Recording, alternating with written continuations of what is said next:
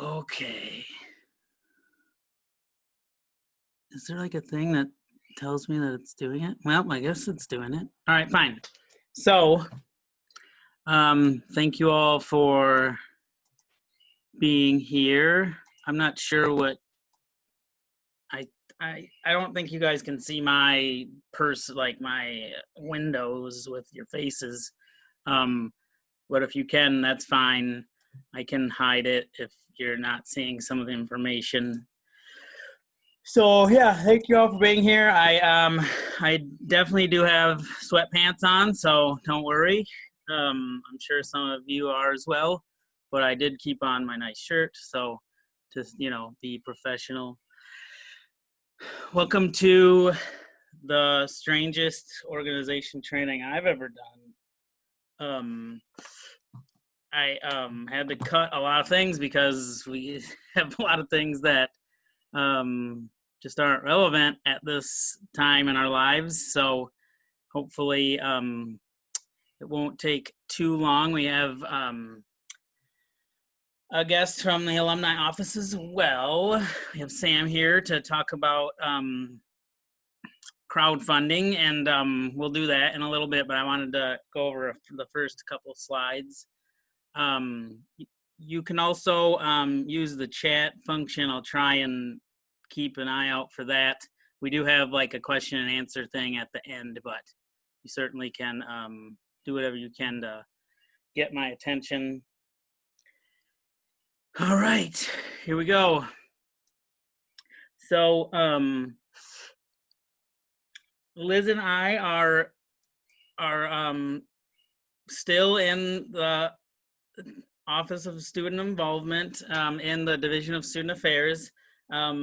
Probably the biggest change this year, last year, was that Liz was hired, so that was a pretty big deal. But this year, the biggest change as far as this slide is concerned is me, Lance Thompson, the Assistant Director of Student Involvement. My office has moved from to the main Division of Student Affairs office. I'm in like the back corner nearest the lake, so I can see the lake, which is nice, although it was like super angry today and really loud. But yeah, so that's 112 now, TWC. So if you need me, I'll be in there most days. So yeah, that's basically the only real change as far as that's concerned.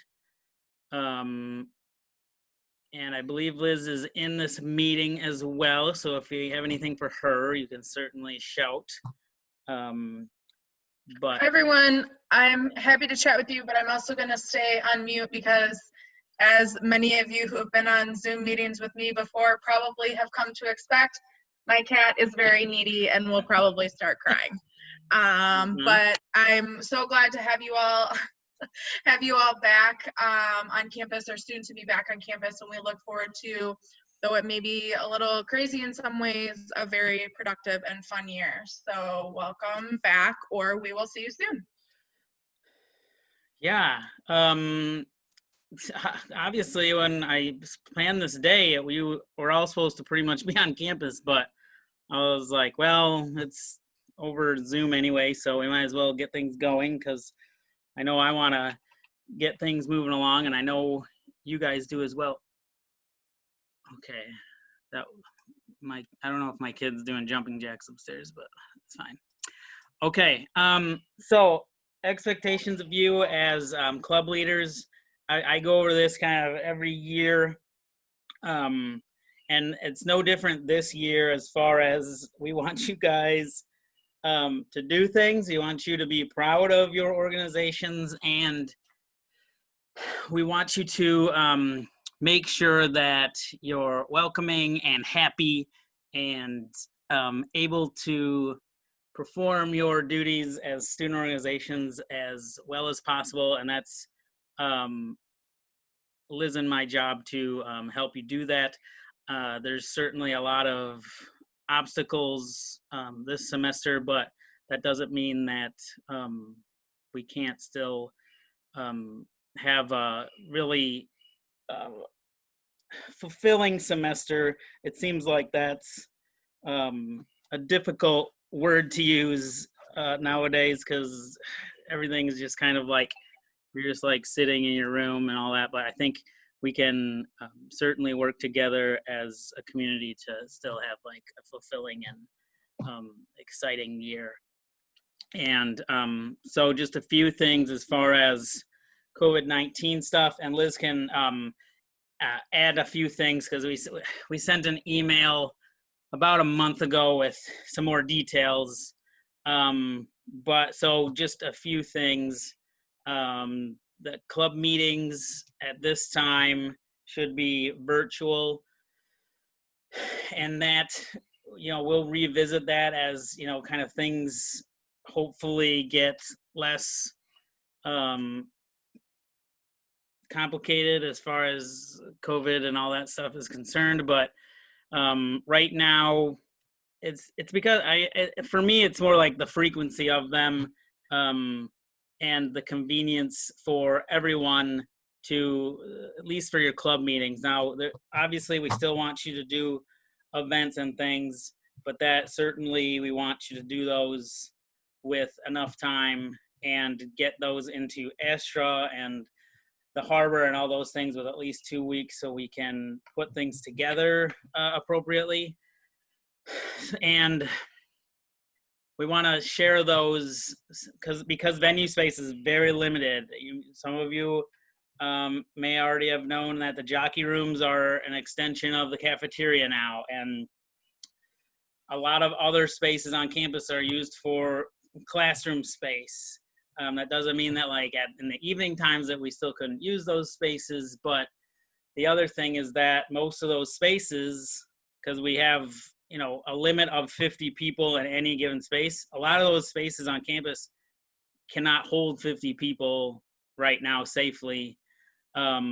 So a lot of those capacities are, cut in half, if not, 25%, as far as the classrooms and other meeting spaces are concerned. So that's why this weekend for some of the new student events, I used the TARC. And if you've been in the TARC, it's a, kind of a glorified airplane hangar, and the capacity for it was 250 people. Okay, I'm sorry, I'm looking at the chat quick.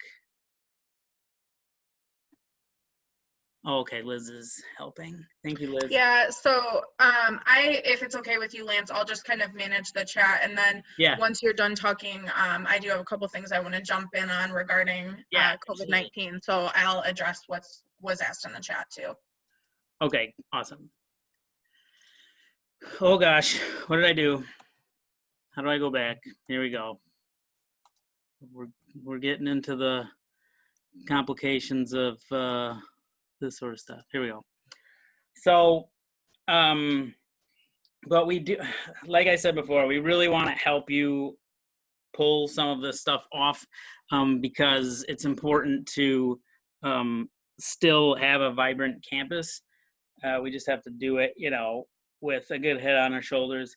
And, flexibility and being like humble and having some humility are going to be essential for this semester, because there's going to be times where we just get told no, or, I will have to tell you no, but that's not something that I want to make routine. I want to be able to say, no, but we can do this, that sort of thing. So just have some sort of compassion for that side of it as well, the flexibility side. And Liz, you can go ahead with any additional. Cool, thank you. So as far as the extension of social distancing and the guidelines around COVID-19, I think all of us, and Lance and I probably top the list of people who were hoping that we would be back to our normal day-to-day operations come fall semester, but as we've seen, that's not the reality of the situation. And so I'm going to take like less than 30 seconds to be on my soapbox a little bit, just about taking precautions, both within your student organization and how your group operates, but just in general. I know and recognize that there are a lot of people who have a lot of opinions about things being shut down, social distancing, whether or not coronavirus is actually a real thing. I'm not here to discuss any of that. I think the reality of the situation is that there are guidelines that have been put in place by the government and by our institution as a whole, and we need to work within those guidelines, especially if we want to be working toward having potentially the tail end of a fall semester and a full spring semester of events and activities that are the way we have come to know them, which is in person with lots of people, high energy. And the best way that I have kind of heard this put is if we want to have, you know, a really fun semester in the spring, we need to kind of play the game and play by the rules now. So if your organization or you as an individual aren't complying with things like wearing masks and social distancing, the unfortunate reality is that there are consequences to that, both potentially for your classmates and faculty members as an illness or family members, but also you do a quick Google search, you can find a whole lot of schools who have started taking really, really strong stances against students or student groups who are not complying with the COVID-19 regulations. So I get everyone's entitled to their opinion about what it is and how it should be addressed. I understand. And if you want to get into that and share your opinions with me, I'm happy to do that in another forum. But please, please, please just heed all of the warnings and work with us to work within the guidelines. As Lance said, we want to make sure that things are happening as best as possible, but please work with us to do that in a safe and you know, healthy way so that we can avoid illness and be able to put this all behind us. As far as the questions that are in the chat are concerned, so the process for recognizing student organization events, either virtual or in person, is still the same. If you're hosting in-person events, they need to be put into both Astra and the Harbor via your organization's Harbor page. We've gotten some questions about the process for that. We do have a quick guide that will come up in these slides and is also going to be shared via email. Excuse me, and we also have some print copies that are going to be hanging in the magazine racks outside the TWC front desk. So if you're a paper person and want a hard copy, you can grab one hopefully by the end of the day tomorrow. If you are hosting a virtual event, we still would love it if you put it into the Harbor. There is a new space on the location component of your event registration that says either location or online location, so you can drop your Zoom link or your Google Meet link right in there and students can know to access that. There have been a lot of really great virtual updates to the Harbor as far as being able to embed videos and things like that. So we're going to be offering some tutorials and kind of info sessions about the Harbor and all of its features in the coming weeks. So be on the lookout for information on the bridge about that.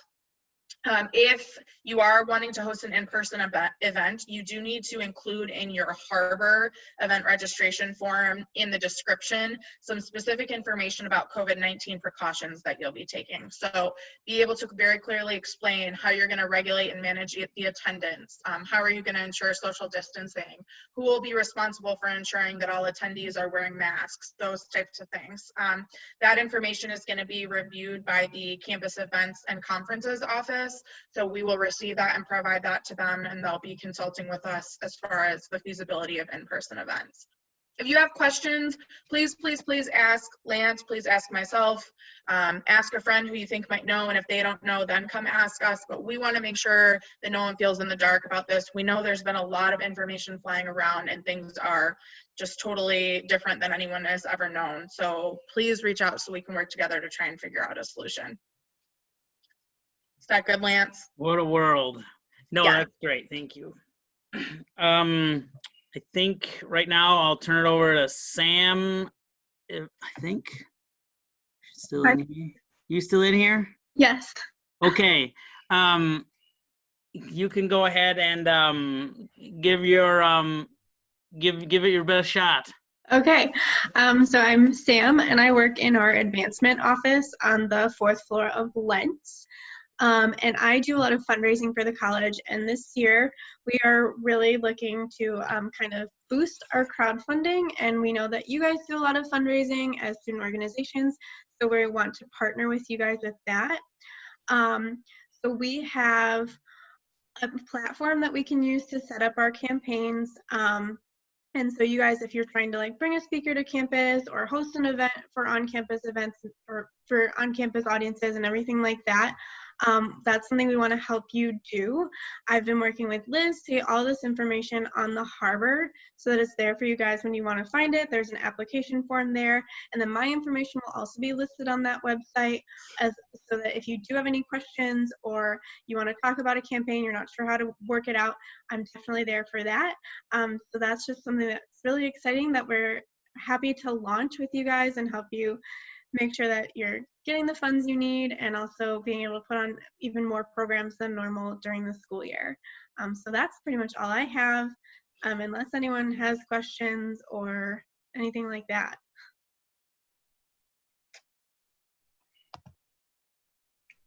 But if not, you can also always just email me or. Yeah. I get it. I'm gonna send them all like a message after this with like the recording and stuff, so I can include your email and all that. Awesome. So yeah. Cool. Thank you very much. All right, let me make sure that I can still click. There we go. Okay. All right. So, being a recognized club or organization. So, oh goodness, I have a cat coming. Okay. What does that mean exactly? So, this is some kind of basic information and maybe a review for some of you, but some of you also might be like, wow, we can do that. So, and also obviously some of these things, oh my gosh, buddy, your hair is ridiculous. Okay. So, so when you become a fully approved, recognized organization, that means that you get access, for the most part, for free of charge to a lot of campus facilities and the meeting rooms. Fleet vehicles, you would have to pay mileage and things like that, but that is something that you guys budget for. But for the most part, there you get a waiver for any fees that might have been charged to outside groups for any of the meeting rooms and things like that. Whoa, okay. Here he is. Yay, there he is. Okay. So the other, so that's what Astra is about. Then you also get permission to hold those events and advertise on campus via any sort of campus media, official through the communications department, or kind of student-wise through the radio station or the current, things like that. You're able to put your posters up on bulletin boards and things like that. So you don't get those like taken down. So that's another thing. The other thing is you get to use the bridge and also get your own harbor page. And that's something that we're certainly really pushing and really has been developed over the last couple of years, because very soon, hopefully, the main organization page for our organizations on the Carthage website will link directly to the harbor. And it's also the place where I'm going to check who your advisor is. I'm going to check who your president is, all that stuff. So if that is all up to date, then you're good to go. And probably the most important to everyone is that once you're approved, you are able to submit budget requests and special allocation requests. So essentially, you'll be able to get student activity fee money through student government, who allocates those funds for you, because you guys pay the activity fee, and then through student government, you are able to get that money that you have paid for that through your organizations. So those are just kind of the basics. So the big one here is the harbor. All students staff can sign in. You just have to take out the @Carthage for your to sign in. You just use your like username, and then as you can see, we have all sorts of the clubs. And right now, if you look at the organizations, it looks a lot more pretty than it used to, because most of these groups now have their like logos and stuff. So it's pretty impressive, if you ask me, as far as what these groups are, or what this page has been built into in its second, third-ish year. And I'm just really happy about it, and I hope you guys are able to take some pride in that as well, because you've definitely helped with building that. So woo. Okay, so as far as going back to the harbor here, some of the bigger things that you should be doing over the next few days actually is going in. Oh, this one actually did it all. Let me see. I bet you Cab hasn't, so I'll check them. Is re-registering your organization and then signing up for the involvement fair. I just wanted to see what that all looked like. Okay, there we go. So if you go into your manage your organization, you can see the sign up for the involvement fair and then re-register this organization right on the front part, right before you can get to any of this other stuff. This will hit you right in the face. So make sure to do that as soon as possible. We have the involvement fair on Thursday, so the faster you do that, the better. And then we also here have event registration, which we'll go into some bigger detail here now that we've gotten to that point of the presentation. So, and so as far as the creating of events, you have to be an officer on your page.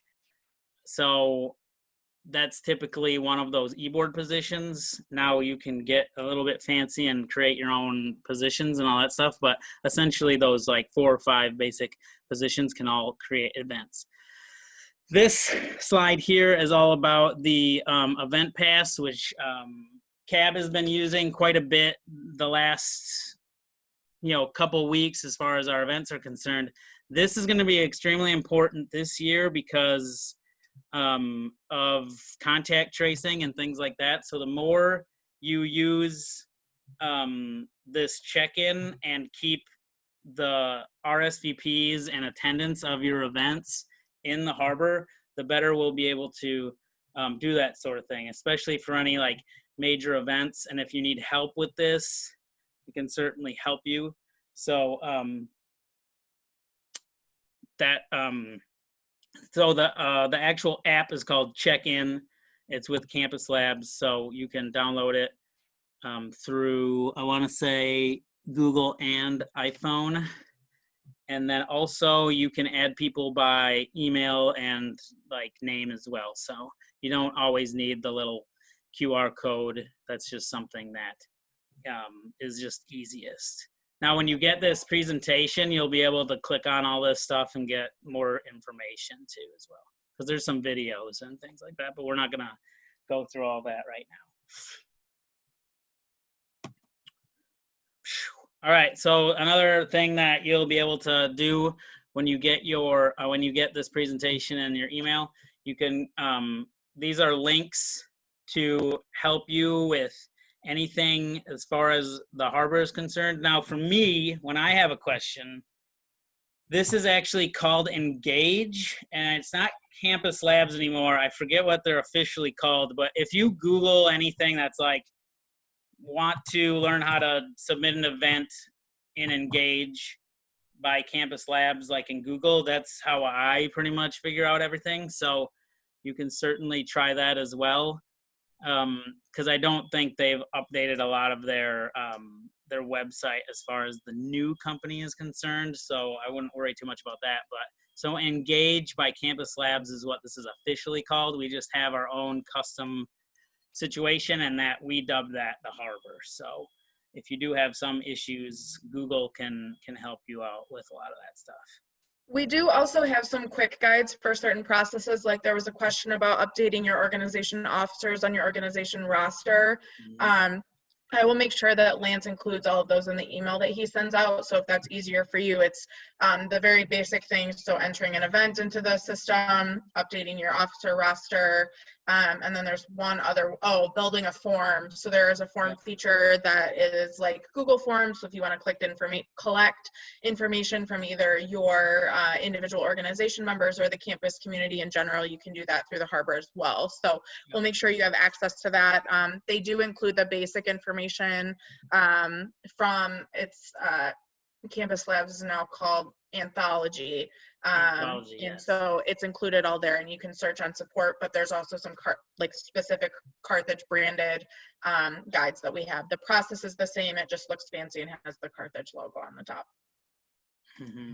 So I've clicked on that link, and like you can see, here's all these different, so it talks about forms, organization tools, positions, event management, the check-in app, users, all that good stuff. Some of that stuff is just stuff that Liz and I can use because we have like the super mode, but definitely these first few are totally irrelevant for anyone that would have any questions. So, and then there's some videos as well, and they're not bad. They're not like, you know, like 80s instructional videos. They're pretty decent.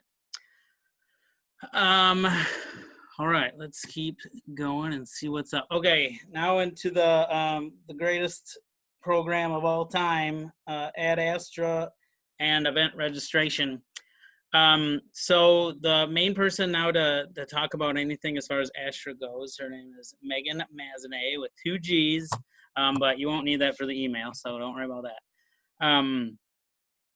There's a couple specific rooms that you need to email her directly. Or the flowers. Oh, sorry. So the student union auditorium need to be directly reserved through Megan. The recital hall, I haven't heard what the recital hall's reservations are like.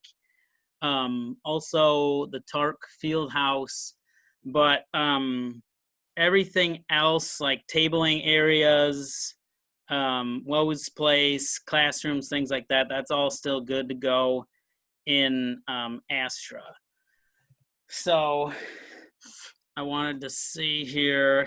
So when you get this, I'm going to go in and I'll show you a few things just because we're recording all this. But you'll have, when I send you this PowerPoint, some step-by-step instructions for both Astra stuff and also the event form on the harbor. But I wanted to show you, because Astra looks different now. You go to like My Carthage, and I'm guessing I have to log in. So then you would go down here to room scheduling. I'm hoping everyone's looks similar to mine when you go to here. Now, Astra got an update. I would say it's slightly easier to do than it was before, and it has very similar stuff. So once again, if you go to calendars and go to scheduling grids, this is where you can see what may be in a space already and reserved in a space already that you might want for that specific day. So say I wanted an event in the Todd Weir Center on the 19th, I'd go in here, or the 16th, I'd click Wednesday the 16th. I would throw in Todd Weir Center over here, or Student Union, whatever you'd want to see, and then I would update everything, and then you'd be able to see, I don't know why the TARC stuff is in here. That's weird. Huh. That's not right. What the heck? Give me a second here. I guess I don't know what that's all about. But let's see if it does it now. No, maybe. Oh, okay. All right. So it just takes a little while. There we go. So now you can see that Wednesday, what's going on in the TARC. Now, like I said before, oh geez, yeah. So there's classes and such. If you put, your cursor over those, you can see. So there's certainly classes in those and the 128s. They don't have it in here, but jockey is also cafeteria space.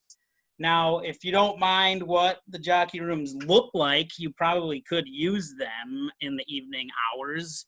But I haven't went in to look to see what it looks like, but I'm guessing you could potentially do something in there later on. There was also some idea of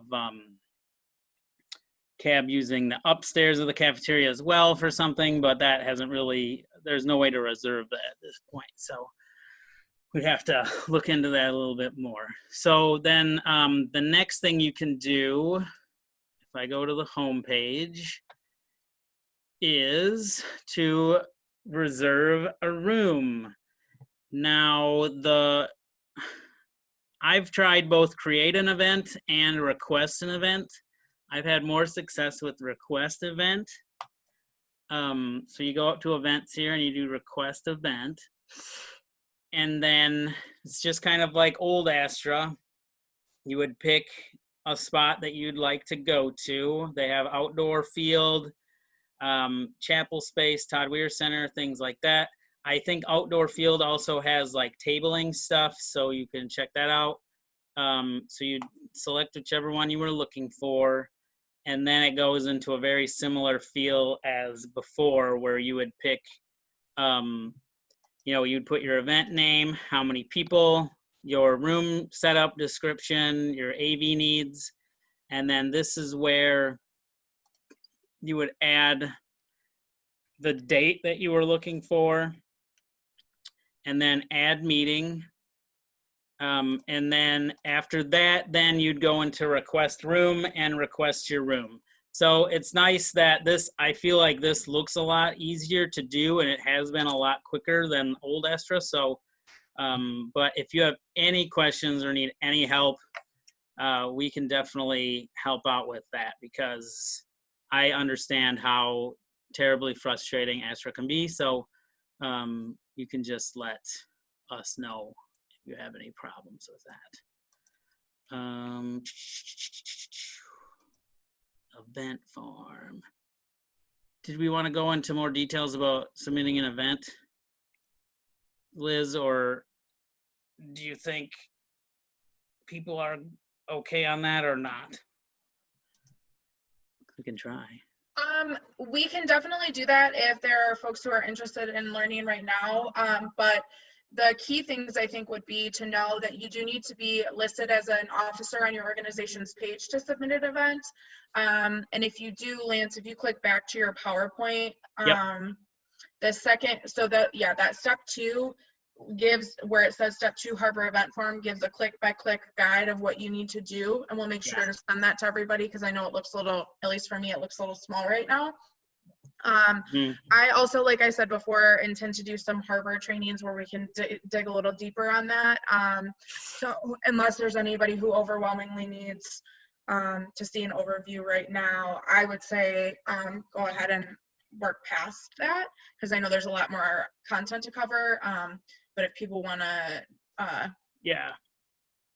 jump in the chat, they can do that too. Yeah, and the next stuff will go a little bit quicker, but we can certainly, and we can revisit it as well. Let's see. I don't really see what's the chat is going. We can, and if people want us to go back, that's fine too. So one thing, there seem to be a lot of questions about taking attendance. Yes. Some things to know as far as event attendance, if you track it through the Harbor, which may be beneficial. We do ask, just as good practice, that you try and take attendance at your events. It's really helpful for you to know kind of who's coming and get a general sense of what meetings look like on a regular basis. As far as tracking in-person events, it is also duly helpful for contact tracing in the event that we would need it if you had someone test positive for COVID-19. Not that that's our primary focus, but other benefits of it include, particularly when you're utilizing the either invitation response, RSVP, or just attendance tracking through the harbor, is you as an event administrator. So if you establish an event on behalf of your organization, as a follow-up, you can send an email to those who attended if you want to follow them with more information. There's also a feedback feature, so you can send a quick push and ask people to give you a ranking. It's 1 through 5 stars. So if you want to know kind of how the attendees of your event felt about it, that's a cool way to be able to utilize that information. So either in person or virtual events, there's definitely a lot of benefits to tracking attendance. It is also helpful for individual students to keep track of the events that they're going to, because perhaps you have an area of interest that you didn't really know about and you keep getting drawn to events that have a certain theme or a certain leaning. It can be a cool thing for you to be able to look back at your event attendance history and see, oh wow, I attend a lot of events that are focused on community service or focused on social justice, or I must really like horror movies because those are the cab events that I always tend to go to when they play. So there are just some added kind of nice personal growth and development things that you can maybe figure out that way too. So I always recommend taking attendance. It may become a thing that you don't necessarily need, but it's nice to have it when you do. So it's worth the couple minutes of your time that it takes. Yeah, and a lot of events you can add yourself even after the fact that you went there. That's one of the things you can click on when you create the event, is if you want people to be allowed to do that. I typically say yes to that. Also, that people can put it on their co-curricular transcript, which it's kind of like I don't know exactly what merit pages are like, but I think it's a similar thing where it kind of like shows the stuff that you've done. And then at least internally you can use that to help update your resume and things like that. Co-curricular transcripts aren't as big as they used to be, but it certainly can help you personally. So the next thing, yeah, go ahead. Sorry, Lance, another question that came through in the chat. Do we have to fill out event requests on Astra if the org is only meeting online? No, but you do need to submit the harbor request, and we recommend you doing that because it's a central place for folks to go to get your information. You don't need to submit anything through Astra unless you're doing something in person. So that'll be something that's adjusted. Yeah. Yeah, the physical spaces are on Astra. That's what it's made for. It's it helps the registrar with the classroom assignments and all that sort of stuff, and just in general, like what's going on physically on campus. All right, so fleet vehicles and travel. Right now, all travel at this time is suspended, especially like official, like club business, I suppose.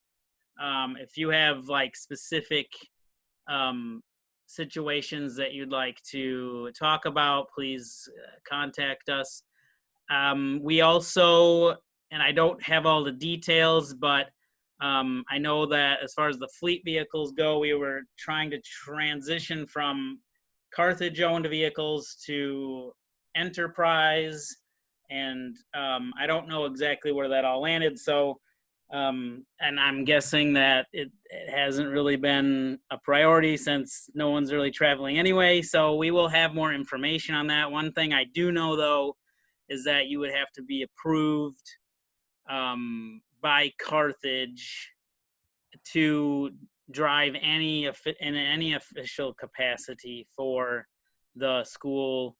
Now, personal vehicles would be a different situation, but if you would want to drive like an official either rental or fleet vehicle from Carthage, that's why I kind of kept this slide on there, just because I wanted to mention that, even though it's all crossed out.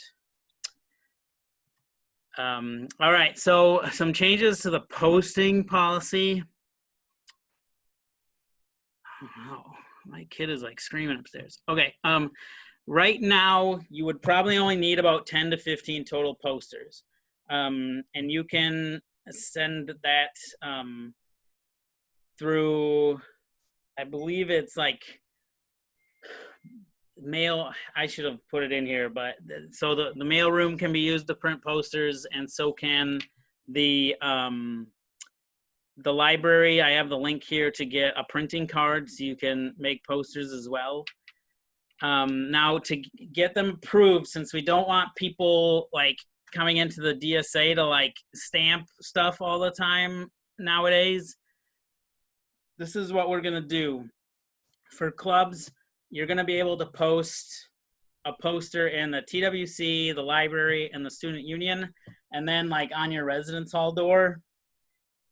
And to kind of keep that as simple as possible right now and not try to like spread you all over campus like putting up posters, to be approved for your poster, just you'll upload your PDF poster onto your Harbor event. There's a spot where you can do that with every event, and then that will allow Liz and myself and potentially our student workers to keep track of those 3 areas so that we can cut some of the kind of red tape at this point, just to keep everyone a little bit safer and not necessarily like going in and out of places all the time. So that's what we're gonna do for right now. Hopefully, in the near future, we can expand those things. But we're gonna stick to those areas. In the union, there's plenty of spaces to go. I know the library has some good bulletin boards as well. TWC is a little less great, but you certainly can utilize that by the restrooms there in the TWC as well. So one thing you're always going to need is your organization name and a contact email for the posters. And then they just have to be generally appropriate. If it's like a really poor design, and I feel like I can give you some tips, I might do that too, but otherwise I haven't had too many of those lately. But also your event should have been approved already as well before you put up your posters. So yeah, and then we can essentially, any old ones we would take down, and if there was any issues, we'd remove them, but that isn't a huge problem, and let's hopefully not make it a problem. Yeah.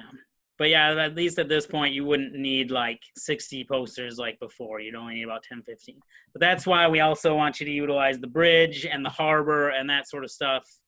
We're even using a little bit of email here and there, just to cut down on, person-to-person contact, I suppose, and traffic in the halls and things like that. So just to go quickly over advisor stuff, and I'll do a little bit more detail probably with the advisors in the future, but your advisor should be now, I hopefully, because more meetings will be virtual, they should be attending as many as possible.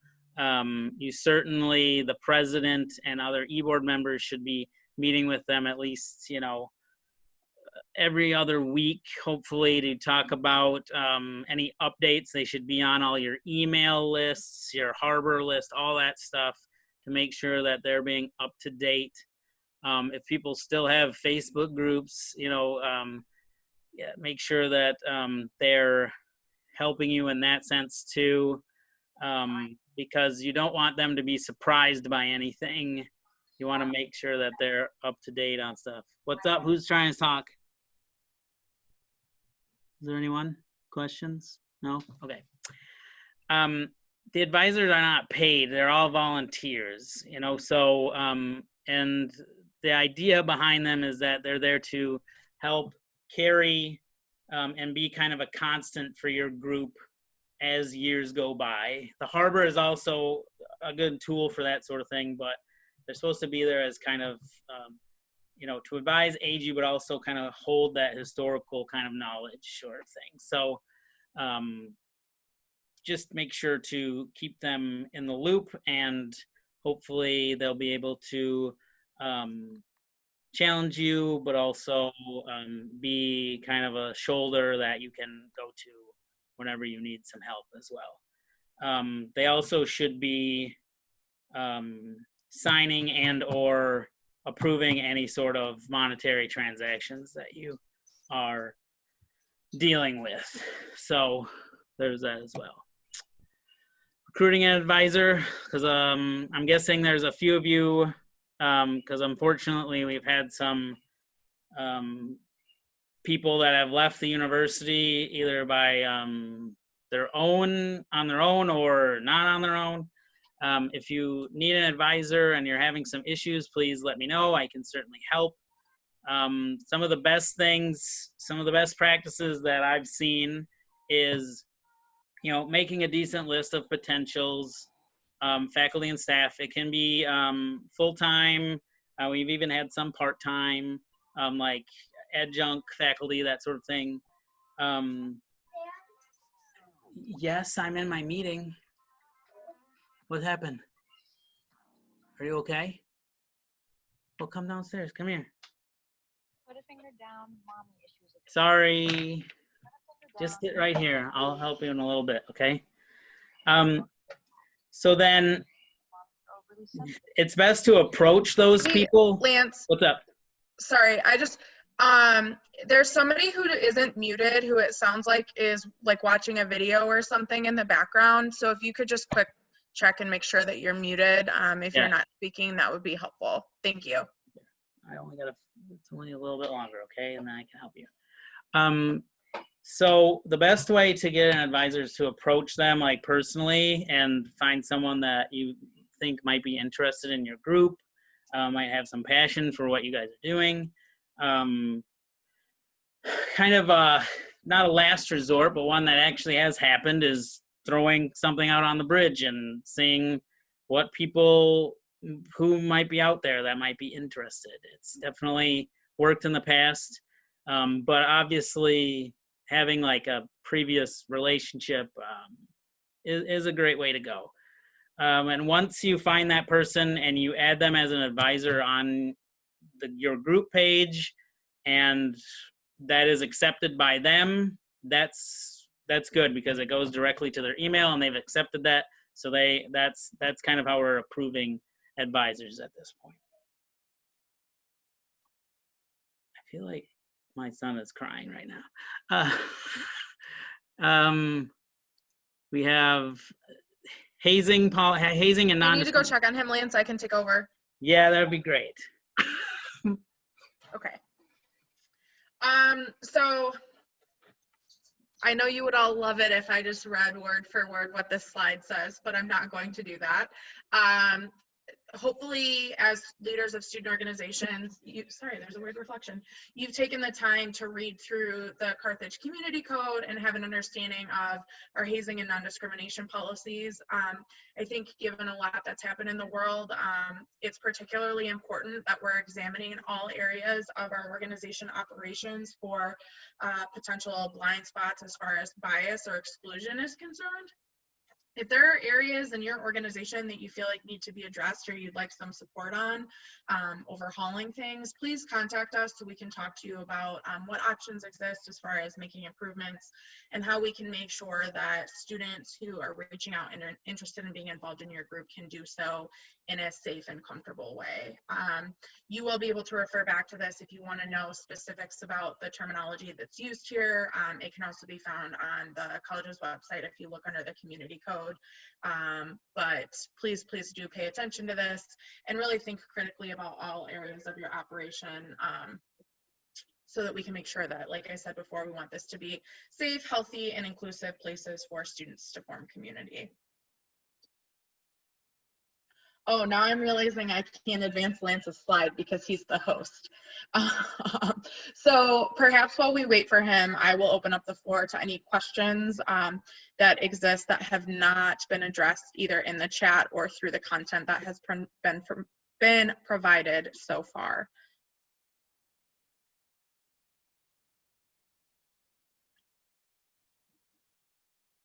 And you can either throw your question in the chat and I'm happy to answer it, or you can, you're welcome to unmute yourself and speak to the group. If on our Harbor page there isn't an option to re-register, does that mean that our organization's already good to go? Yes, it should be showing up if your organization needed to re-register. But I saw that question, Jamie, that you had asked, so I can actually check right now to see, just to make sure that yours had been submitted. Oh my goodness. Yep, you guys are all set. Thank you. Sorry, Lance, I realized that I wasn't able to advance your slide, so we covered that, but then I opened things up for questions. Okay. Oh, so the Roku wasn't working. Oh. But it's okay. Oh boy. All right, what else did you talk about? Sorry, I guess I muted myself. You can pick up right here. Okay. So for catering and like Sodexo stuff, it's certainly still available, and they just need a few more days in advance lately, because everything has to be like individual portions and that sort of thing. So if you were at one of the events this weekend, we had like cookies and cans of soda, and they had little cups with fruit and vegetables and things like that. They're still able to do pizza, things like that, because they would just put them in little individual things, like at Quick Trip or wherever you would go to get a little slice of pizza. So they can still do that stuff. Any questions about that, just the two emails there. Christine Sword, she's the actual director of catering, so she would be the first one to go to. And then Sarah Mays is the new director of Sodexo for Carthage. So certainly that's someone you could contact. But just yeah, so it is still available. You would just have to give them a few more days and make sure that you're just flexible with what they're able to do. But yeah, they've been very willing. They really want to do stuff. So definitely reach out to them. All right, so budget stuff is fairly similar to years before. There's the business office and student accounts and Lents that are able to answer some questions. For check requests and reimbursements would be Elaine. Greg has access to all the organization accounts. I have access to all the organization accounts. Liz, do you have access yet? So Liz has access to all the student organization accounts. The issue is that sometimes, it's usually about every month that they get updated. So you still want to make sure that you're keeping some track of what your money situation is. But if you want an official idea of what you have going, you can let us know and we can get you that information. And Tyler's also been great as the finance chair for student government. And as far as the budget season last year, it was one of the best that we've had. So, and it was completely crazy because everyone was gone. So he had been doing a good job. Can I add a couple of things to that, Lance? Yes. Just a couple of things to keep in mind, particularly with some of the things that happened with spring budgets rolling over to the fall semester. So be mindful of that if you are a newly elected officer who was elected at the end of the spring. I don't know how clearly that was communicated, but budgets that were allocated to organizations for the spring did roll over to the fall because the programming was so limited in the spring. There may be a few adjustments that are made to fall allocations, so you would still keep your spring money, but potentially because of the travel restriction, so specifically if your organization was allocated money for travel this fall, there may be some things that shift with that. It'll be discussed at student government and it will be clearly communicated to you what those things are.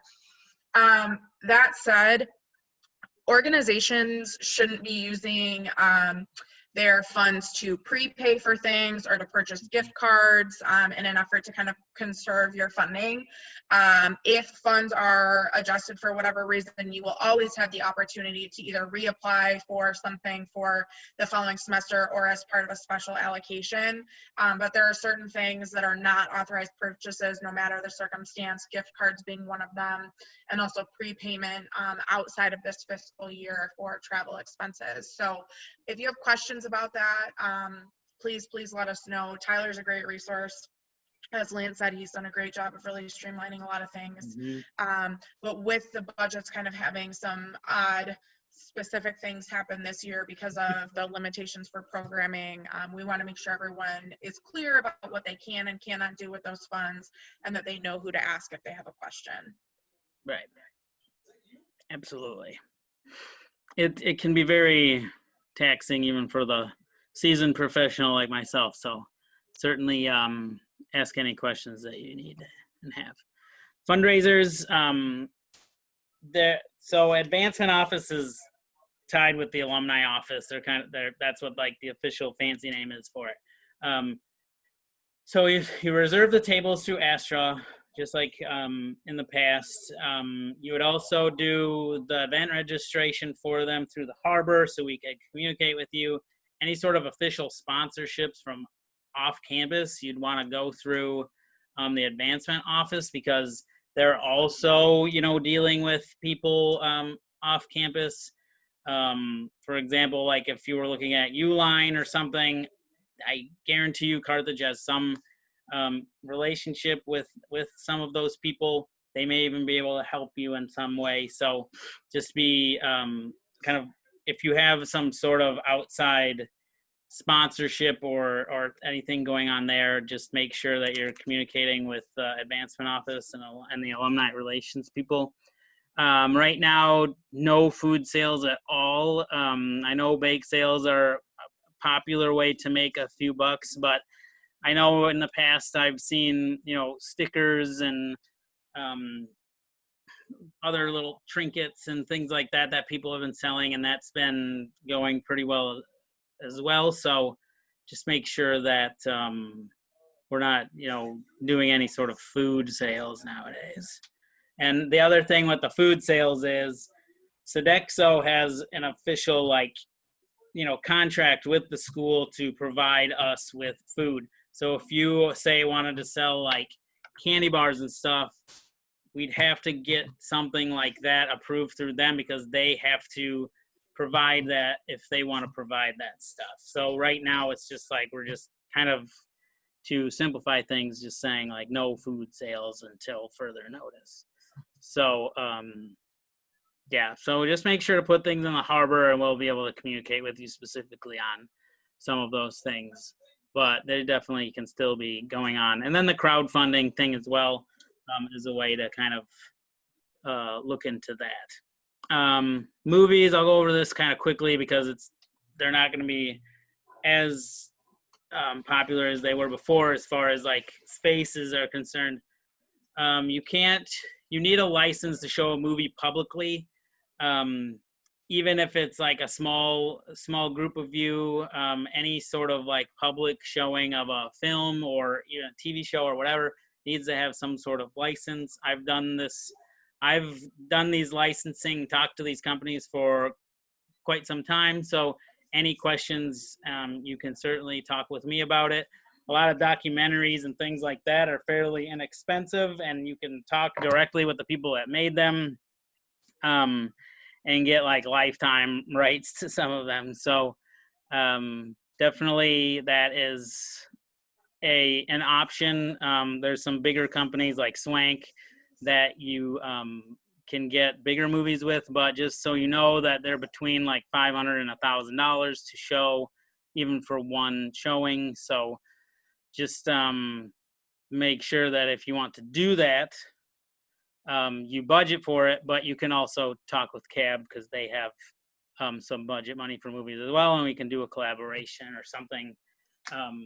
But right now, movies, we'd want to find a bigger space for those because, the auditorium can only fit 50 people. You cannot sign any contracts. You have to run all contracts by your advisor and either Liz or myself. We have to sign those for you. I know a lot of you will never really come by them, but one way that people do run into contract situations, if you're bringing someone like a speaker from off campus on campus, they should have a contract of some kind, and we can help you look through that stuff.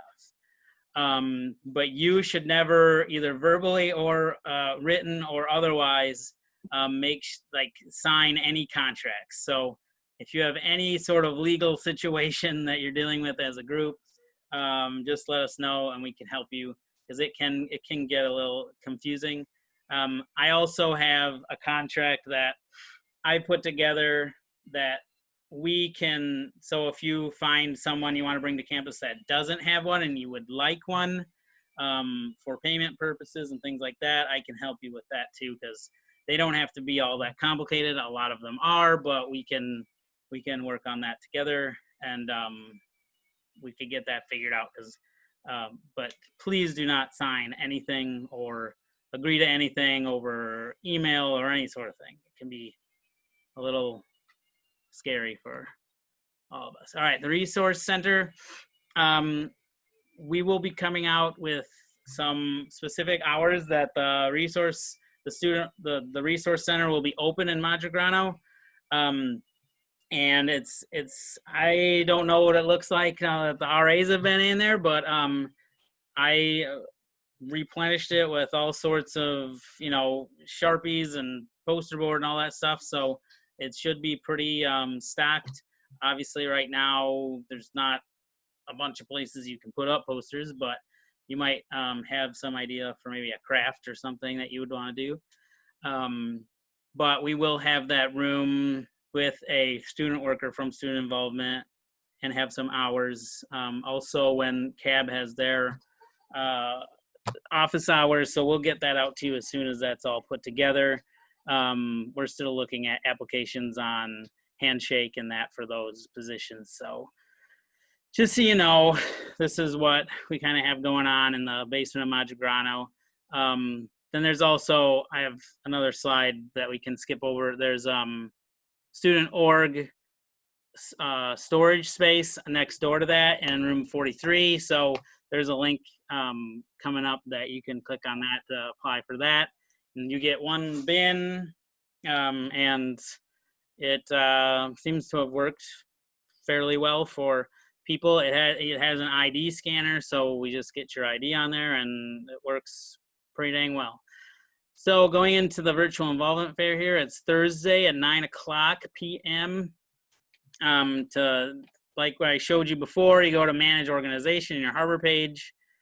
Then you click on sign up for that, and then you throw in either a Google Meet or a Zoom link, and then people can, during that time, click on that and make sure to talk to you and your members. If you have issues, you need to update anything on your submission for the virtual involvement fair, I can edit that stuff. Apparently you can't, so just send me that stuff as soon as possible. The best way for people to find information about your group is not necessarily through your Zoom link, but the page itself. So make sure you have your profile picture, any events, photos, good description, and that stuff up to date, as well as your e-board, because you can, if you go into your group page, you can click on someone's name and, send a message or an email right away. So even if, say, you don't have a Zoom link or a Google Meet link, people will still be able to contact you through your e-board and things like that. So I am going to be live on the help desk on the main page of that virtual involvement fair. There's a help desk link that people can click on, and I'll be on that. But so you can click on that as well if you have any issues. This is the first time we've ever tried this and engage like the company that puts the Harbor together. This is the first time they've ever done it, so it'll be interesting to see how it all goes. We are hoping to do some tabling, maybe by the Kissing Rock with, a handful of groups, periodically throughout the later September, so you guys can have some more face-to-face with people. But as of, obviously right now, there's no classes going on, so there's not a lot of traffic on that side of town. So, but we'll be looking into that, because we want to make sure that if you want to have, face-to-face with some people, that you'll be able to do that. So, yeah, it should be an adventure, that's for sure. Wanted to give a shout out for Stay at Homecoming. We will make sure to send you any and all information on that. You can go to the website. You may have gotten something in the mail sent to your house. There's going to be, we're still going to have like the homecoming kickoff. We got Daniel Francisi from Mean Girls to be on campus for that. We're going to be doing a live stream of that. We'll be doing the Quiz Bowl. A slight change to that is it'll be virtual, and it'll be individuals competing for prizes instead of clubs.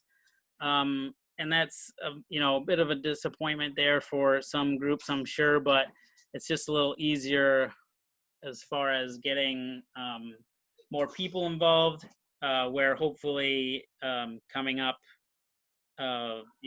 in future years, we can go back to the club competitions and things like that. We'll be doing a poet, virtual poet, and then live band karaoke, which we've typically done at the carnival. We're going to bring for homecoming onto campus as well, that Thursday of homecoming. So it'll be different, but just make sure that when you see that info out, sign up or just kind of save the date, that sort of thing.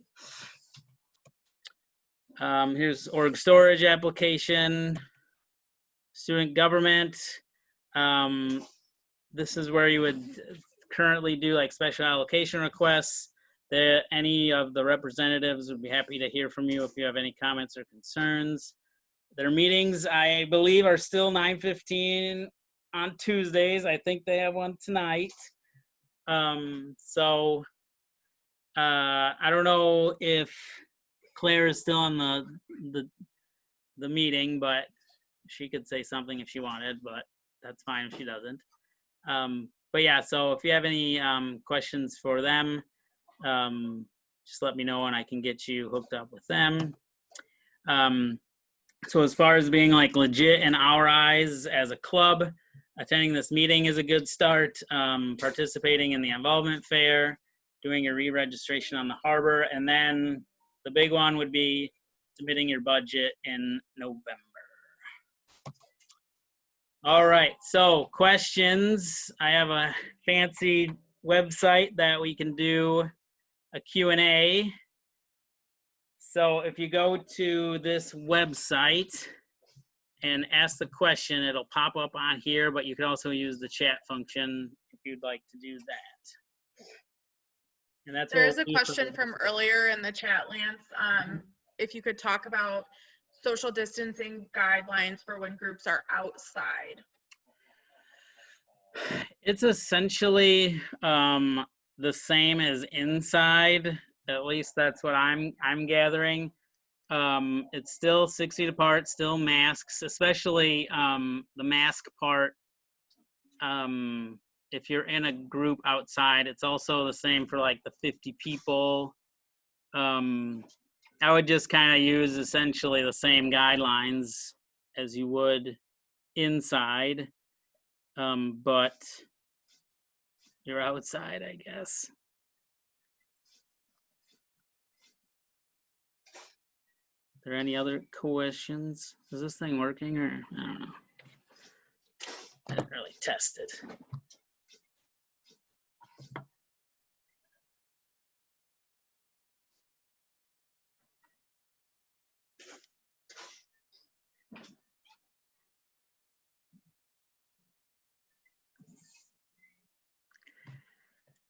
For reserving outdoor spaces on Astra, yes, there are specific places. They will start with CY as in like courtyard. The spaces are like in front of Tarbell, behind Johnson, and near the TWC. There's the tower area, and then the Kissing Rock area.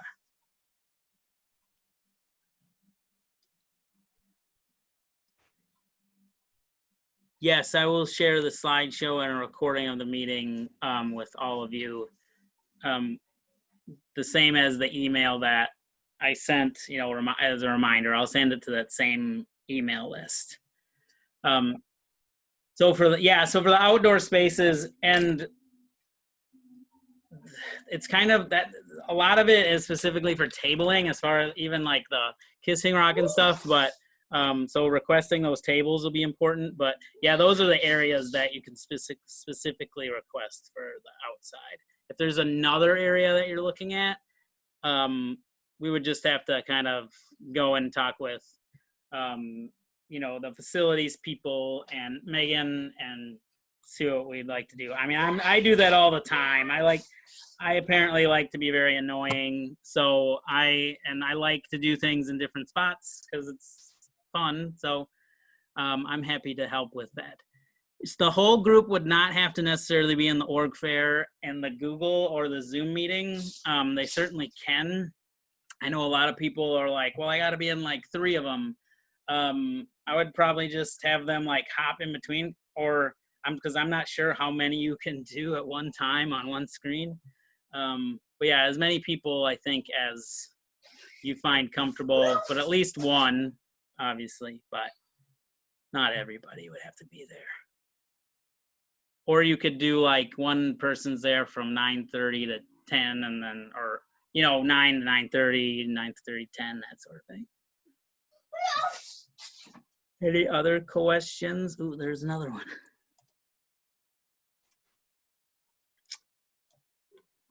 After first years being informed about the involvement fair. Yes, I'm sending, I had an event today, or that was gonna be tomorrow, that I had to cancel. So I have an email of the events this week that I'm gonna send to hopefully all students. And that is something that is gonna be in there. So just be on the lookout to that. Because yeah, a lot of people will be at home. I think a lot of people will be in there. That's why I did it from 9 to 10:30 instead of right after classes, because I wanted people to be. I thought people would rather do it, because it's going to be on their computers where the computer is.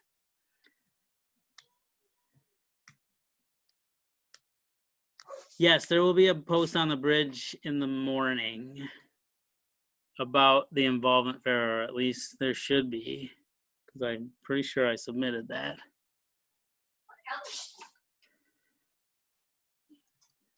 So yeah, there should be. All right, let me see here. Another question. Can org leaders have access to the premium version of Zoom? Ooh, that's a good question. It's a very good question.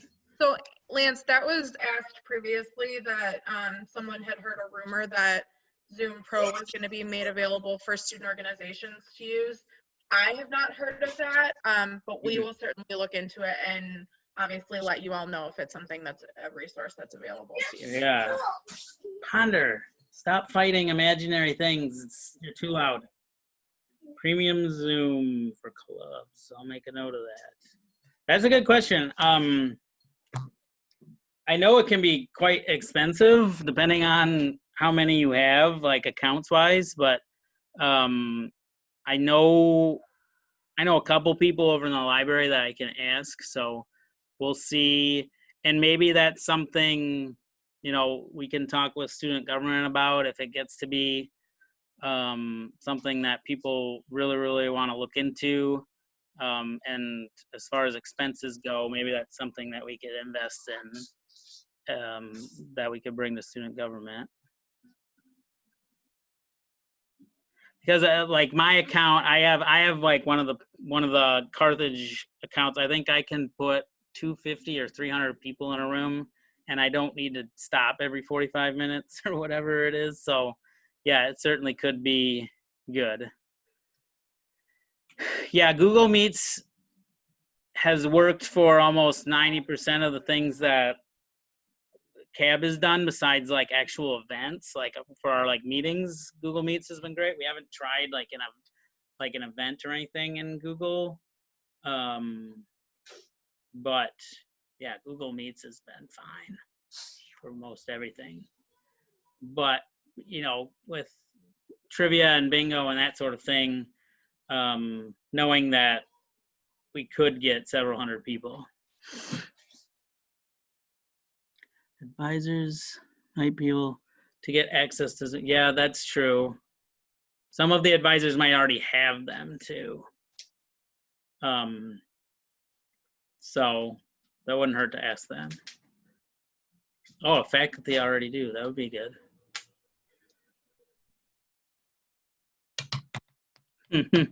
I know I do. I mean, if there's like an event that you think 300 people are going to be at, I would be happy to help you put together a Zoom and through my account. Absolutely. That would be my pleasure.